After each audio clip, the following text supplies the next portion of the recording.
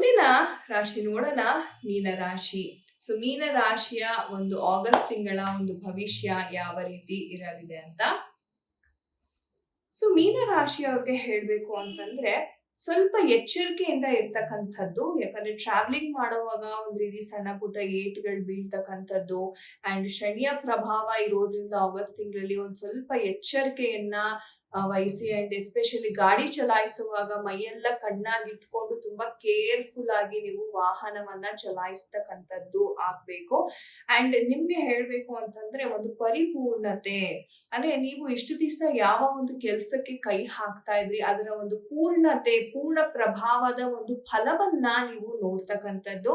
And ಹೇಳ್ಬೇಕು ಅಂತಾನೆ ನಿಮ್ಗೆ ಕೆಲವೊಂದು ಅದ್ಭುತವಾದ ಅವಕಾಶಗಳಂತಕ್ಕಂಥದ್ದು ಹುಡ್ಕೊಂಡ್ ಬರುತ್ತೆ.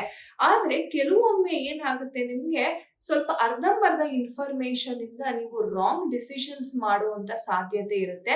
ಸೊ ಏನೇ ಆಫರ್ ಬಂದ್ರು ಅದ್ರ ಹಿಂದಿನ ಒಂದು ಉದ್ದೇಶ ಏನು, ಅದ್ರ ಹಿಂದೆ ಏನ್ ನಡೀತಾ ಇದೆ ಅನ್ನೋದನ್ನ ಪರಿಪೂರ್ಣವಾಗಿ ತಿಳ್ಕೊಂಡಿದ ನಂತರವೇ ನೀವು ಆಕ್ಷನ್ ತಗೊಳ್ಳೋದು ಬಹಳ ಉತ್ತಮ.